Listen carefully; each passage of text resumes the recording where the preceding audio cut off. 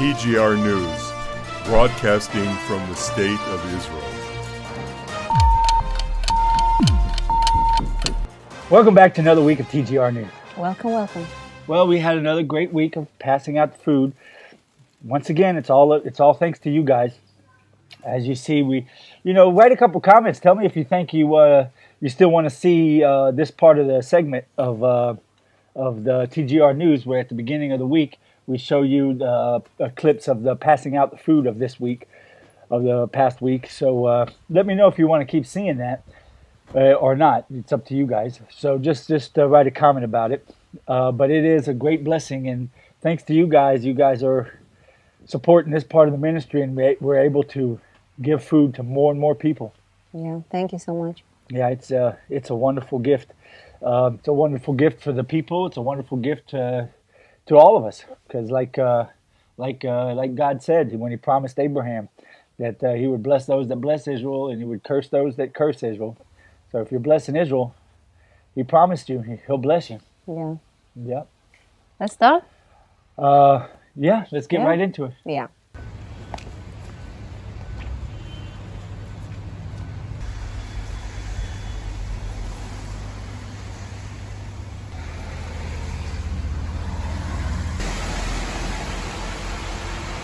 On Wednesday night, Prime Minister Bennett addressed the nation to inform the public that he is giving new tax breaks to working families and stopping import taxes on produce and other food-related products. On produce, yeah, another food-related product. But it sounds great. I think it is great. But I don't understand the little catch he put to working, because he mentioned that a few times over and over and over.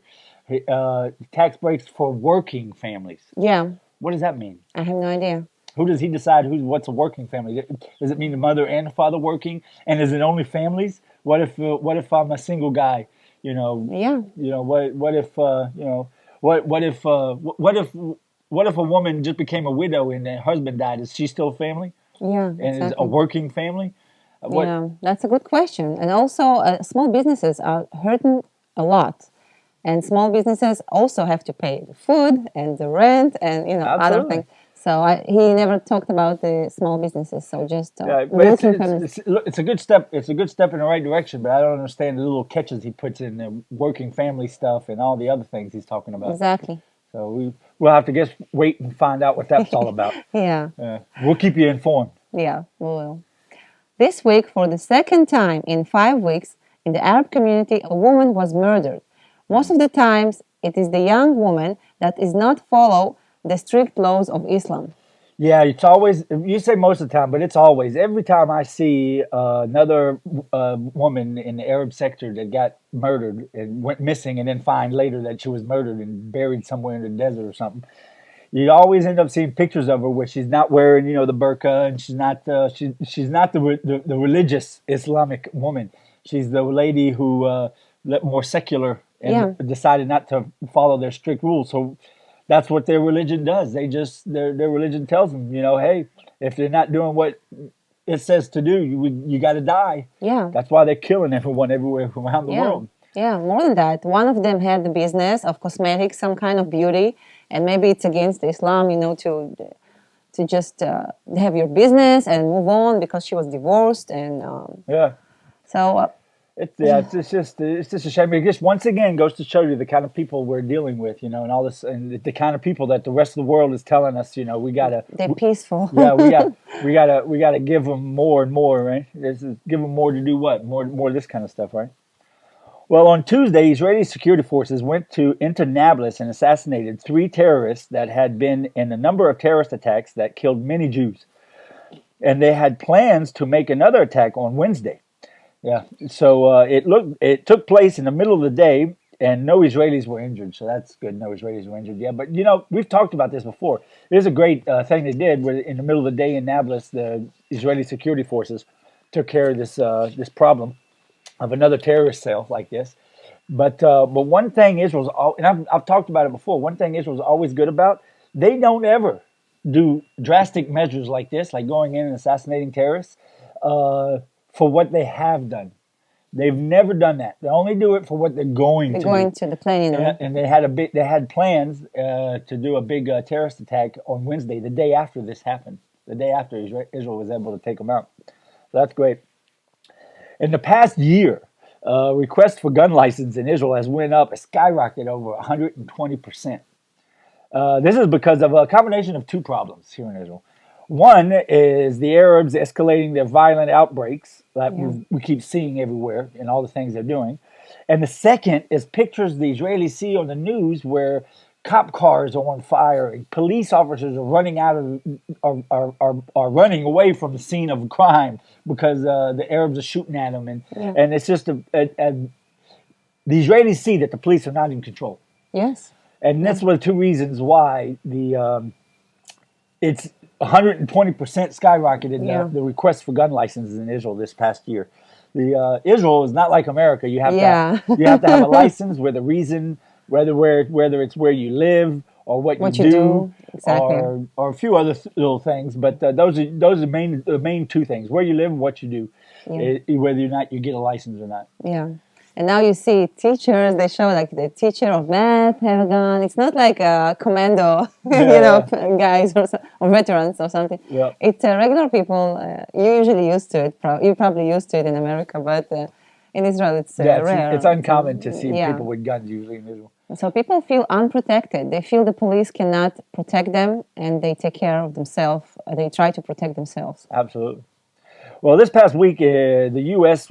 Killed a high-ranking activist in the ISIS organization. I'm sure you guys already heard about that. And in Syria.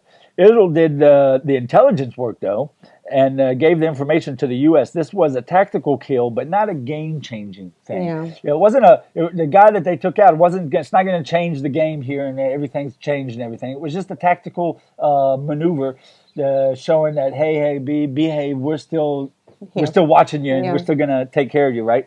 I don't know how much good it did, but I thought it was interesting that Israel was the one who gave America all the intelligence, as usual. Exactly. The timing of this move looks like it was more to show Russia that America means business. Don't forget that President Biden was the only person, let me reword it so you understand what I'm trying to say. The timing of this thing was more to show Russia that America means business. At the same time, the rest of the world, especially in this part of the world, knows and talks about all the time. I don't know if you guys talk about it in America, but President Joe Biden, during the time of President Obama's time when he did the mission to take out Osama bin Laden, President Biden, when he was in Congress there, he was the only one who voted against the assassination of Osama bin Laden. He didn't want us to go in and kill him. It's interesting. Yeah, so don't forget all that when you get all this news about how President Biden has done this wonderful thing. And it is a wonderful thing that he did. It is a wonderful thing that he did. But you got to keep everything in perspective and keep the whole picture clear in your mind to see the whole thing. Yeah, exactly. Well, talking about President Biden finally talked with Prime Minister Bennett after a half a year of silence. Yes. President Biden most likely finally spoke with Prime Minister Bennett because he is very close to finalizing a deal with Iran that will be catastrophic for Israel and for the Middle East. So true, so true. And you're absolutely right. It's probably the only reason why all of a sudden he decided to pick up the telephone and talk to him, because he knew that this is going to cause some troubles and everything else. So sort of like I don't know. It's just politics. It's hard to understand sometimes when you're sitting out on this side of the fence what's actually going on. But it's just ridiculous. It really is ridiculous. In the beginning, the silence felt like punishment. Yeah, it's like punishing us. Yeah. Like we actually do need America. Of course, we need America. So, well, anyway, looks like Iran is going to get their nuclear agreement within the next 2 weeks. Just like you said, that's why Biden called, because it's right around the corner. As bad as the agreement Obama made with Iran, this one is going to be even worse. Exactly. Yeah, allowing them to even more freedom to continue their race to nuclear weapons. It's just once again, like you said, that's the reason why President Biden picked up a telephone to call Prime Minister Bennett. It's just, it's bad. It's bad news for us, for America, and for the whole world, this nuclear deal. Yeah. President Biden has made another move to lift the sanctions, stopping Iran from working with Russia and China in Iran on nuclear projects, as long as they are for civil use. Now Yeah. that's what's written, but Russia and China is also our big enemies, obviously, as we all know. So they're gonna push to also get. They want Iran to have a nuclear weapon just as bad as Iran wants a nuclear Exactly. weapon, and now President Biden's made a deal where he lifts the sanctions where they can work together in Iran on nuclear projects. I mean, I don't know what he's thinking how about. how in your face can that be? That pretty much tells you the whole story. What side President Biden's on? If he is Yeah. on the side, if he does understand exactly what he's doing, he might not even understand what he's doing. But it doesn't. But whoever's making decisions in the White House, it's Knows. very clear Yeah. that what side of the fence they're on. Yeah, exactly. At the beginning of the week, Putin stated that his plan is to invade Ukraine and in 3 days make it to capital Kiev, Oh yeah. while killing 15,000 Ukrainian soldiers, 50,000 Ukrainian citizens, while having 3,000 Russians casualties. Yeah. That was at the beginning of the week, and now it already looks like he's backing off. Backing up. Yeah. You asked me when this whole thing picked up. You asked me. I remember we were sitting in and watching the news. You asked me if because you still have family over in that area. You asked me if I thought there was going to be a war, and I told you I don't think so. If they're going to be if Putin's going to go into Ukraine, and I told you I don't think so. Been wrong before, but I didn't think so. Looks like he's not going in, but I thought that was funny. Well, at the beginning of the week before he started stated- making his moves, moving back. Like he knows the future now. Yeah. He knows it's going to take him 3 days to make it to Kiev. He knows exactly how many The numbers. soldiers he's going to kill. He's going to kill 15,000 Ukrainian soldiers and 50,000 citizens. Why did he say he's going to kill more? I think that was just a fear tactic to get the citizens in line over there. I guess, yeah. Because it pretty much shows that he's targeting the citizens with only 3,000 Russian casualties. Now, he didn't put to effect the U.S. that sent troops, all the European countries that sent troops.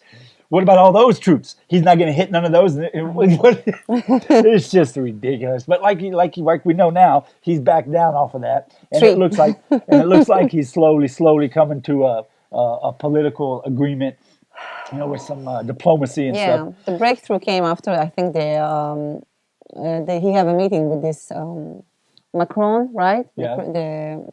The France president. Right. They had some conversation, and it looks like he's a little bit softened. Putin looks like he's softened Yeah. after that, but We'll see. I think it's a matter. It will happen eventually. Oh yeah. Well, it's just inevitable. That's the old saying.